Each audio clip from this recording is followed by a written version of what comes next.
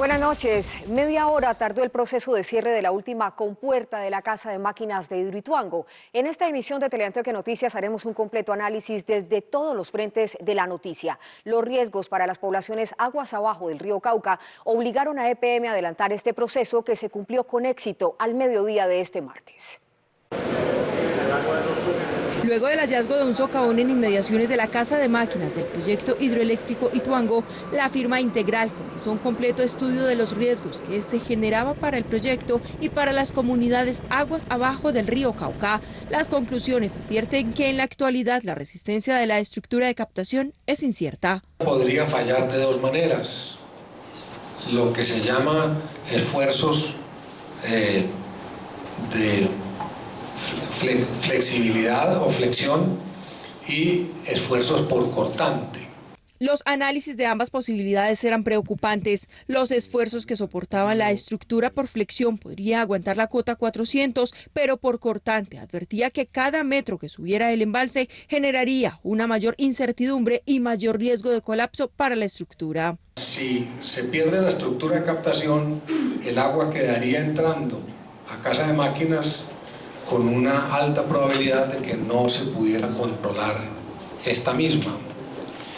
Y el no control de las aguas en el proyecto podría generar en un mediano plazo un deterioro mayor de toda la infraestructura interna de Casa de Máquinas y de captación, con una afectación potencial a la seguridad y a las vidas de las comunidades aguas abajo del proyecto. La gerencia de EPM aseguró que las prioridades en la obra son claras. Primero, se debe garantizar la vida; segundo, el medio ambiente; y tercero, el proyecto como tal. Revisemos paso a paso ese cierre, cuidando cada detalle de manera minuciosa, cuando fue cerrada la compuerta número 1 en la hidroeléctrica Ituango. Desde el puesto de mando unificado se revisó el caudal del río, el nivel del embalse y el desenlace de la maniobra. Revisemos paso a paso este proceso.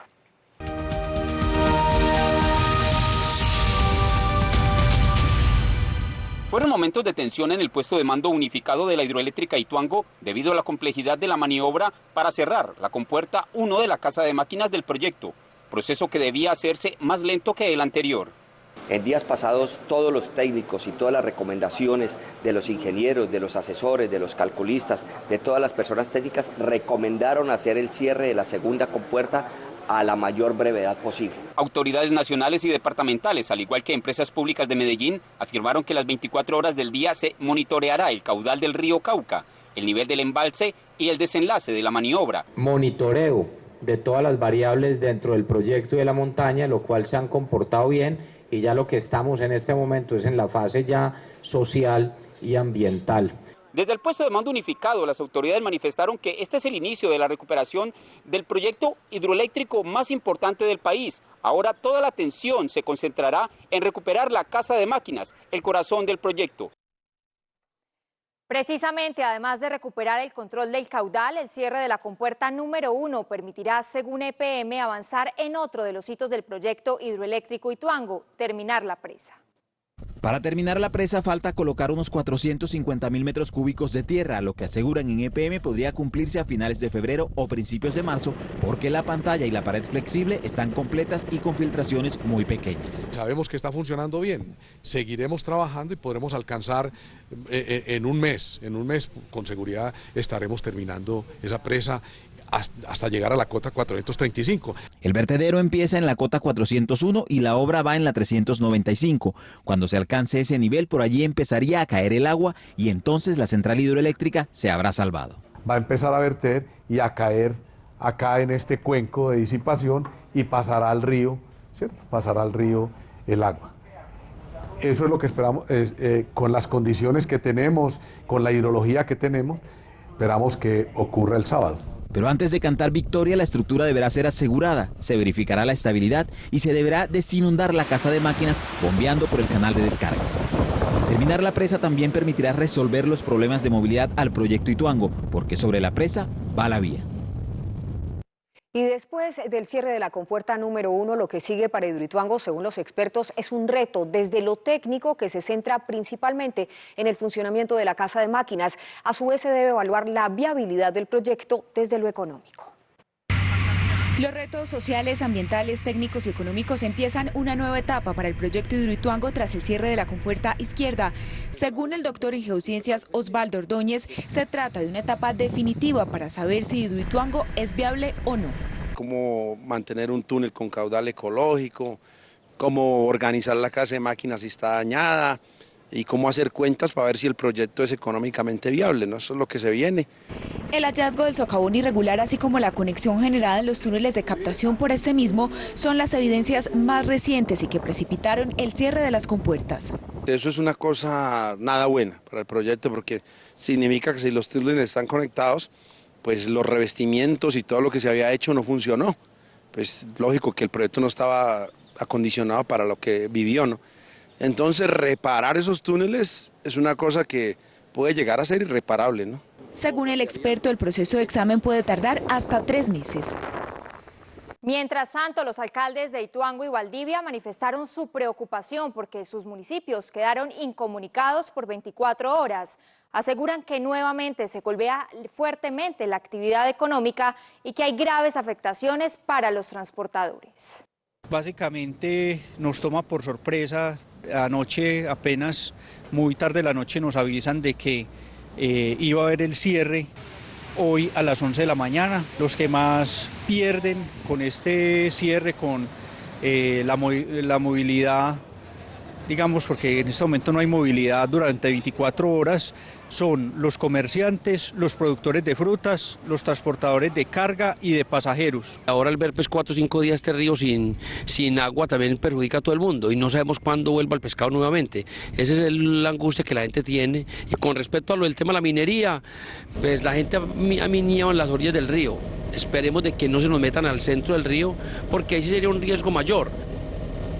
A todas estas declaraciones y en medio de versiones pesimistas sobre el futuro del proyecto que han sido originadas en expertos e incluso en algunas autoridades, EPM calmó los ánimos, asegura que el grupo asegura que Hidroituango está vivo y con esa expectativa promete que en 2021 la hidroeléctrica estará generando megavatios. La promesa del proyecto hidroeléctrico Ituango era generar 2.400 megavatios en 2020. Para ello tendría que lograrse que todas las unidades generadoras estén funcionando en 2 años, lo cual ya no será cumplido. Pero con los recientes avances alcanzados en la recuperación del control del proyecto, se renueva el optimismo. Con absoluta seguridad, con el optimismo que siempre hemos tenido, seguramente en el segundo semestre del 2021 estaremos concitando también para que lo podamos inaugurar. Los primeros 300 megavatios prometidos para 2021 representarían el 13% del total que generará la hidroeléctrica. El compromiso inicial establecía tener 4 unidades de generación operando en 2019. En 2021 estará lista una. Lo que está pasando con Hidroituango genera alta tensión en el sector energético del país. Expertos aseguran que es fundamental tomar decisiones para garantizar el servicio a corto plazo y que una alternativa sería el desarrollo de proyectos de generación de energías. Otros aseguran que no hay de qué preocuparse. Hidroituango, el mayor proyecto de generación de energía del país que generaría 2.400 megavatios, no estará listo para el año 2022, como se esperaba, lo que genera incertidumbre y pone en aprietos el futuro energético del país. Adicionalmente, el fenómeno del Niño y el crecimiento en la demanda energética son otros 2 temas que tienen en vilo la estabilidad del sector. Yo creo que las sociedades tienen que tratar de garantizar un uso racional de energía. Según los expertos, para el 2022 entraríamos en una crisis energética para la cual no estamos preparados, situación que ha obligado al gobierno a incentivar proyectos de energía renovables no convencionales, un plan B que apenas se está presentando y que a primera vista con 4 años sería suficiente para su desarrollo. Sin embargo, de acuerdo a los analistas y experiencias de otros países, no es así.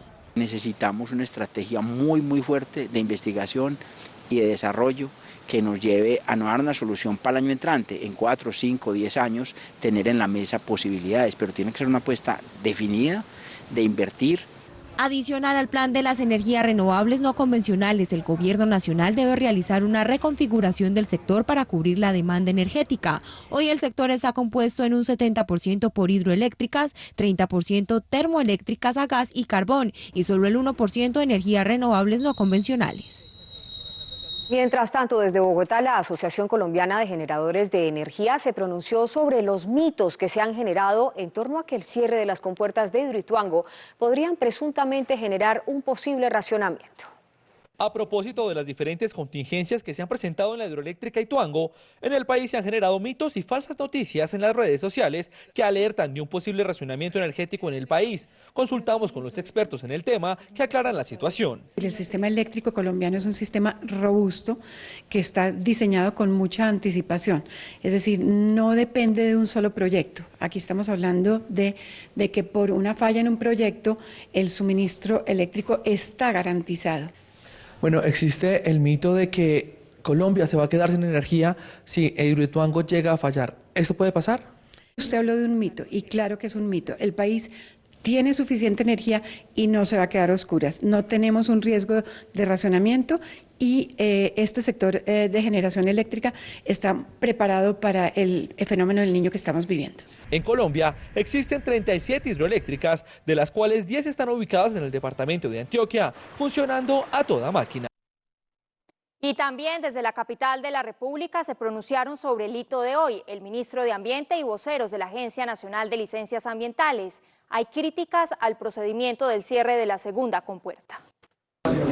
El ministro de Ambiente, Ricardo Lozano, asegura que no avala este tipo de acciones como el cierre de la compuerta y que su responsabilidad es advertir sobre las consecuencias ambientales que genera esta decisión. Creamos un comité ambiental de seguimiento con las corporaciones autónomas regionales de allí, desplazamos personal hacia la zona del IDEAN, del Fondo Humboldt. La probabilidad latente del fenómeno del Niño en el país, sumado al cierre de esta compuerta, preocupa a las autoridades ambientales, ya que podría ser inminente una disminución considerable del caudal del río Cauca. Ustedes han visto el río Cauca con muy pocos aportes desde hace casi 2 meses, 3 meses que estamos viviendo esta presencia, esta probabilidad de fenómeno de Niño. La Autoridad Nacional de Licencias Ambientales, ANLA, abrió una investigación para poder definir la sanción a la hidroeléctrica. Hay sanciones que pueden ir desde unas reconversiones verbales, otras escritas, hasta sanciones asociadas a retirar de la licencia ambiental y otras que pueden ser económicas. El Instituto de Investigaciones de Recursos Biológicos Alexander von Humboldt también hace parte del equipo que estará vigilando los impactos. Y en otro ángulo de esta noticia de Hidroituango, desde la Secretaría de Gobierno de Antioquia se envió hoy un mensaje claro a los alcaldes de las localidades aguas abajo del proyecto hidroeléctrico. Por seguridad, no podrán otorgar permisos para hacer movilizaciones o manifestaciones que bloqueen las vías en una zona que permanece en alerta. En el puesto de mando unificado se acordó la logística para apoyar la seguridad que brindaría la fuerza pública para la emergencia de Hidroituango. Horas de vuelo, lanchas, alimentación, protección a los menores de edad, pero le solicitó además a los alcaldes cuidado con las posibles manifestaciones de la comunidad.